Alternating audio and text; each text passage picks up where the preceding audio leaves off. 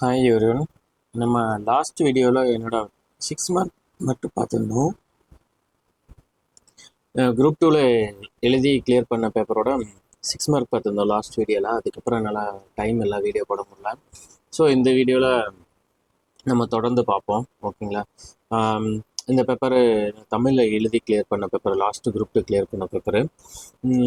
இதில் நான் எப்படி எழுதியிருக்கிறேன், என்ன பண்ணியிருக்கேன் அப்படின்னு சொல்லிட்டு வந்தால் உங்களுக்கு நான் ஒவ்வொரு வீடியோவாக போடுறேன் அப்படின்னு சொல்லியிருந்தேன். 6 மார்க் மட்டும் லாஸ்ட் வீடியோவில் அனாலிசிஸ் பார்த்தோம். இப்போ வந்து 12 மார்க் பார்ப்போம். ஆஸ் யூஸ்வல் இது வந்து 150 வேர்டுக்கு எழுதணும். அதாவது அரௌண்டு 1.5 பேஜில் 2 பேஜ் தான் இருக்கும். மொத்தம் வந்து 12 மார்க் எழுதணும், ஓகேங்களா? டோட்டலாக 120 மார்க் இருக்குது.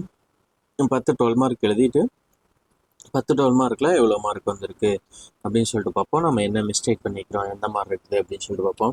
ஸோ இந்த வீடியோஸ் நிறைய பேர் பார்க்குறீங்க, யாருமே சப்ஸ்கிரைப் பண்ணுறதே இல்லை. ஸோ சப்ஸ்கிரைப் பண்ணிவிட்டு பாருங்கள். சப்ஸ்கிரைப் பண்ணிவிட்டு பாருங்க, எனக்கு ஒரு வீடியோ போடுறதுக்கு மோட்டிவேஷனாக இருக்கும். Please subscribe our channel. Like பண்ணுங்கள், உங்களுக்கு பிடிச்சிருந்தீங்கன்னா லைக் பண்ணுங்கள், உங்கள் ஃப்ரெண்ட்ஸுக்கு ஷேர் பண்ணுங்கள், ஓகேங்களா? பேப்பர் ஃபுல்லாகவே தமிழில் எழுதி கிளியர் பண்ண பேப்பர் தான், ஓகேங்களா? இதில் வந்து பாருங்கள், முதலமைச்சரின் காலை உணவு திட்டம் வந்து கேட்டிருக்காங்க. இந்த 19வது கொஸ்டினில் பசுமை தமிழ்நாடு இயக்கம் கேட்டிருக்காங்க. நீலகிரி வரையாடு பாதுகாப்பு திட்டம், மூணுமே வந்து கரண்ட் அஃபேர்ஸ் கொஸ்டின்ஸு. ஸோ இந்த கொஸ்டின்ஸ் நம்ம எப்படி எழுதியிருக்கோம் அப்படின்னு சொல்லிட்டு பார்த்தோம்னா, முதலமைச்சர் காலை உணவு திட்டத்துக்கு எப்போ தொடங்கியிருக்காங்க, எந்த குழந்தைகள் வருது, இப்போ வந்து அப்டேட் பண்ணிட்டாங்க, ஓகேங்களா?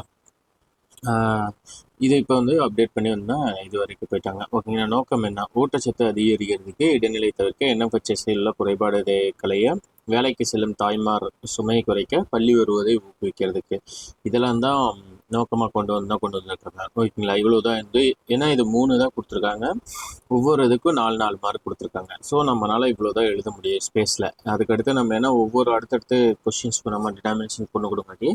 ஸோ நோக்கம் என்ன, எப்போ தொடங்குறாங்க அப்படின்னு சொல்லிட்டு, பசுமை தமிழ்நாடு இயக்கம் வந்து பசுமை கால்நடை மாற்ற நிறுவனத்தின் ஒரு பகுதி. எதுக்காக ரீசன் என்னென்னா, 21% இருக்கிற பசுமை பரப்பை 33 மாற்றணும் அப்படிங்கிறதுக்காக தான். இதோட செயல்பாடு வந்துச்சுன்னா 26 கோடி மரக்கன்று நடந்திருக்காங்க. 500 கோடி செலவில் குறுக்காடு உருவாக்கம், நாட்டு மரங்கள் பாதுகாப்பு, மியாவாக்கி காடு வளர்ப்பு. பயன் வந்து கார்பன் நெட் ஜீரோ வந்து 2070 குறைக்கிறதுக்காக, கால்நிலை மாற்ற தவிர்ப்புக்காக வந்து அது பண்ணியிருக்காங்க அப்படின்னு சொல்லி போட்டிருக்கேன், ஓகேங்களா? இந்த 3வது வந்து நீலகிரி வரையாடு பாதுகாப்பு திட்டம். வரையாடு தமிழ்நாடோட மாநில விலங்கு வரையாடுனால் என்ன, பாதுகாப்பு தேவை வந்து IUCN வந்து அறிகுறி என்னதும், தனித்தன்மை வந்து மலையில் செங்குத்து ஏற்றம், உணவாக பாறைப்புலை சாப்பிடு. வரலாறுல வந்து சங்க காலத்தில் சிலப்பதிகாரத்தில் போடப்பட்டிருக்கும். இது வந்து நியூஸ் பேப்பரில் வந்த கண்டென்ட்டு. ஸோ அதனால் அப்படியே நான் எழுதிட்டேன். இந்த கொஸ்டினுக்கு வந்து ஒரு எவல்யூட்டர் 9 மார்க்கும், 12 மார்க்குக்கு 9 மார்க்குமே, இன்னொரு செகண்ட் எவல்யூட்டர் வந்து 12 மார்க்குக்கு 8 மார்க்கு கொடுத்துருக்காங்க, ஓகேங்களா? இது ஓரளவுக்கு கரெக்டாக தான் வந்து போட்டிருக்காங்க. வரவு செலவு திட்ட கொள்கை பற்றி விவரம். Discuss the principle of budgeting. Principle of பட்ஜெட்டிங்க்கும் வந்து எனக்கு பிரின்சிபல் ஆஃப் பட்ஜெட்டிங் என்ன அப்படின்னு சொல்கிறது எனக்கு அந்த சமயத்தில் எனக்கு தெரியலை. ஸோ நான் வரவு செலவு திட்டத்தை பற்றி நான் ஃபுல்லாகவே எழுதியிருந்திருப்பேன். மத்திய மாநில சிறுபண்டிக்கு அரசியலமைப்பு சரத்தும், தாக்கல் செய்தவர் யார், மத்திய பட்ஜெட் தாக்கல் செஞ்சவங்க, மாநில பட்ஜெட் தாக்கல் செஞ்சவங்க, எல்லாமே டேட்டோட போட்டிருப்பேன். ஏன்னா நான் நியூஸ் பேப்பர் ரெகுலராக படிக்காட்டி எனக்கு டேட்டோட வந்து எக்ஸ்டெண்டாக ஞாபகம் இருந்தது. ஸோ அதனால் அதெல்லாம் போட்டுட்டேன். கொள்கைகள் வந்துச்சுன்னா, திட்ட வரவு அப்படின்னு சொல்லிட்டு, திட்ட வரவு வந்ததுன்னா எதுக்காக யூஸ் பண்ணுறாங்க, செலவுக்கு எது யூஸ் பண்ணுறாங்க, முறையான இலக்கு என்ன, திட்டம் வரையறை என்ன, பணக்கொள்கை என்ன, உண்மை வரவு என்ன, ஓகேங்களா? இப்போ நான் எழுதுனதுக்கு ஒருத்தர் வந்து 7 மார்க்கும், இன்னொருத்தர் வந்து 2.5 மார்க் போட்டிருக்காங்க. ஸோ இது ஆவரேஜாக வந்து வந்துட்டுனா 5 மார்க்ஸ் தான் வரும், ஓகேங்களா? நெக்ஸ்ட் வந்து விரிவாக விளக்கு. இது வந்து 4 மார்க்காக பிரிஞ்சிருக்கும். இதையும் வந்து நம்ம கரெக்டாக இது பண்ணணும். வியத்தகு இந்தியா, பிரதான மந்திரி உஜ்வாலா யோஜனா, இந்தியாவின் $5 trillion பொருளாதார இலக்கு, ஓகேங்களா? இந்த 3மே கரண்ட் அஃபேர்ஸ் கொஸ்டின்ஸு. ஸோ வியத்தகு இந்தியா, இன்கிரெடிபிள் இந்தியா வந்துட்டுனா நம்ம கிரிக்கெட் பார்க்குறப்போ மித்த இடத்துல எல்லாம் வந்து அந்த பஸ்ஸில் போட்டு இன்கிரெடிபிள் இந்தியான்னு போட்டிருப்பாங்க. ஃபுல் அண்ட் ஃபுல் டூரிசம் ப்ரொமோஷனுக்காக தான் போட்டிருப்பாங்க. ஸோ அதை வச்சு தான் எழுதினேன். இந்தியாவில் சுற்றுலா அமைச்சகம் வந்தது. இந்தியாவில் சிறந்த சுற்றுலாக்களை ஒருங்கிணைத்தல், இந்தியாவின் முக்கிய நகரங்கள் சுற்றுலா மூலம் மேம்பாடு. இது வந்து HRDA அப்படின்னு சொல்லியிருக்கோம், ஓகேங்களா? இது சுற்றுலாக்காக இருக்கும். ஸோ அதை வச்சு போட்டிருந்தேன். கலாச்சார சாகச இந்திய பெருமை வெளிவரும், பயன் என்ன அப்படின்னு சொல்லிட்டு போட்டிருந்தேன், ஓகேங்களா? ஸோ 2022ஆம் ஆண்டில் வெளிநாட்டினர் அதிகமாக வந்தது மாமல்லபுரம், உள்நாட்டினர் அதிக சுற்றுலா வந்தது தாஜ்மஹால், ஓகேங்களா? இது வந்து கரெக்ட் அஃபேர்ஸ், அதனால அதை எடுத்து பாக்ஸ் பண்ணியிருந்தேன், ஓகேங்களா? வெளிப்பாடு வந்தால் இயற்கை அமைப்பு, கட்டிடக்கலை, கலாச்சார மேம்பாடு, ஆரியம், ஓகேங்களா? இப்படின்னு சொல்லிட்டு போட்டிருந்தேன். பிரதமரின் உஜ்வாலா யோஜனா குடும்ப தலைவிக்கு சிலிண்டர் வழங்குது, வருடம் 12 சிலிண்டர். அதோட பயன் என்னன்னு சொல்லி போட்டு பொருளாதார மேம்பாடு 2070 நெட் ஜீரோ வந்து குறைக்கும் அப்படின்ட்டேன். $5 trillion பொருளாதாரம் வந்துச்சுன்னா என்ன பண்ணும்? விவசாய உற்பத்தியில் அதிகப்படுத்தணும், தொழில் வளர்ச்சி, சேவைத்துறை வளர்ச்சி, 2030க்குள்ள $5 trillion இலக்கு. கல்வி, உட்கட்டமைப்பு, வேலைவாய்ப்பு, தொழில் வளர்ச்சி இதெல்லாம் இன்க்ரீஸ் பண்ணோம்னா அடையலாம் அப்படின்னு சொல்லிட்டு. இதில் என்ன மிஸ்டேக் பண்ணிட்டேன் அப்படின்னா, 2 கொஸ்டினுக்கு அதிக ஸ்பேஸுங்க, 3வது கொஸ்டினுக்கு ஸ்பேஸ் கம்மியாக எழுதுனங்காட்டி எனக்கு இதில் மார்க் வந்துச்சு. இதில் 8 மார்க்கும் ஒரு வேல்யூ விட்டுருமோ, இன்னொருத்தர் வந்து 6 மார்க் போட்டிருக்காங்க. ஓகேங்களா. இந்து கோயில்கள் மீதான மாநில அரசின் கட்டுப்பாடு சார்ந்த நிறைகள் மற்றும் குறைகளை பகுப்பாய்வு. இது வந்து அந்த சமயத்தில் இஷ்யூவாக இருந்தது. என்னன்னா கோயில்களோட இதை வந்து இந்து சமய அறநிலைத்துறை இருக்கிறதுக்கு பதிலாக இண்டிவிஜுவலுக்கு சேஞ்ச் பண்ணணும் அப்படின்னு சொல்லிட்டு இங்கே இன்க்ளூடிங் ஜக்கு வியாசுதேவ் வரைக்கும் பேசியிருப்பாங்க. ஸோ அதனால இந்த கொஸ்டின் கேட்கப்படலாம் அப்படின்னே வந்து இந்த நியூஸ் பேப்பரில் ஆர்டிக்கலாகவும் வந்தது இந்த கொஸ்டின். ஸோ நான் ரெகுலராக நியூஸ் பேப்பர் படிப்பேன் அப்படிங்காட்டி வந்து அந்த ஆர்டிக்கல் எனக்கு ஞாபகம் இருந்தது. அந்த சமயத்தில் இது எக்ஸ்பெக்ட் பண்ண முடியாத கொஸ்டின்ல. ஸோ நான் அந்த ஆர்டிக்கலை வச்சு நான் அப்போ வந்து எழுதினேன். ஓகேங்களா.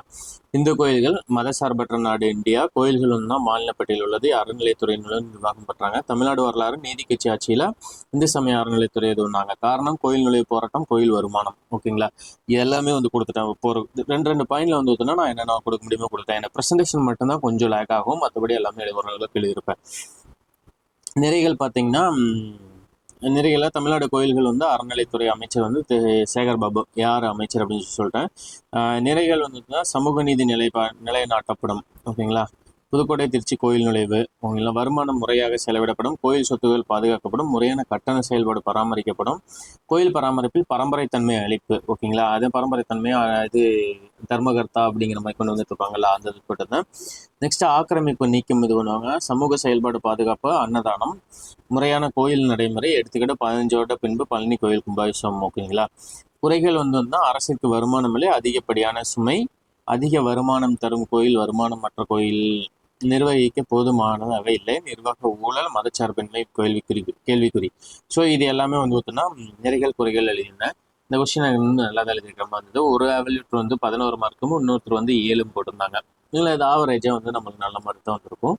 ஸோ ஓகே இந்த கொஸ்டினுக்கு. நெக்ஸ்ட் வந்து பார்த்திங்கன்னா, இன்னொருத்தர் வந்து ஏற்கனவே மாவட்ட ஊராட்சி வளர்ச்சி முகமை இதை மட்டும் தான் எனக்கு தெரியும். இதை வச்சுட்டே வந்து நான் இது ஓட்டிவிட்ட கொஸ்டின் தான். எனக்கு டிஆர்டிஏனா வந்து என்ன அப்படிங்கிறத வரைக்கும் அங்கே மறந்து போச்சு. ஸோ 3 அடுக்கு ஊராட்சியை பற்றி எழுதியிருந்தேன். இதில் யார் வந்து தலைவர், உறுப்பினர், நிர்வாக தலைவர் யார் அப்படின்னு சொல்லிட்டு வந்து தான் போட்டிருந்தேன்.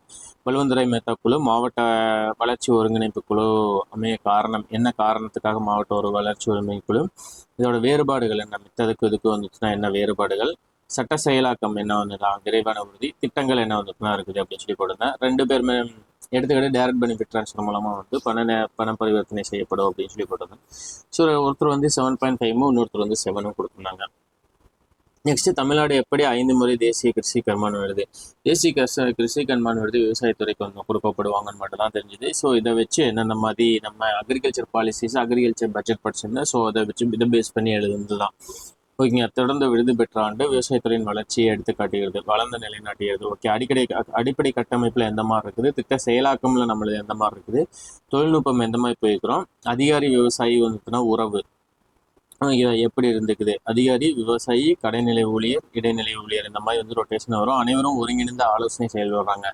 பருவகால முன் அறிவிப்பு, விவசாய கல்லூரிகள் வந்து கொண்டு வந்துருக்குறாங்க. இதெல்லாம்னால நம்ம வந்து இதெல்லாம் அச்சீவ் பண்ணிக்கிறோம் அப்படின்னு சொல்லி சொன்னேன். ஒருத்தர் வந்து இதில் 6 மார்க்கும், இன்னொருத்தர் வந்து 4 மார்க்கும் போட்டிருக்காங்க. ஓகேங்களா. இந்தியாவில் உள்ள குழந்தை நலன்புரி நடவடிக்கை ஆய்வு செய்க. ஓகேங்களா. இந்தியாவில் உள்ள சைல்டு வெல்ஃபேர் ஆக்டிவிட்டிஸ், குழந்தைகள்னா என்ன அப்படின்னு சொல்லிட்டு யார் சொன்னாங்க அப்படின்னு சொல்லி போட்டிருக்கேன். அரசியலமைப்பு சட்டத்தில் எந்தெந்த இடத்துல குழந்தைகளை பற்றி பேசுது அப்படின்னு சொல்லி போட்டிருந்தேன்.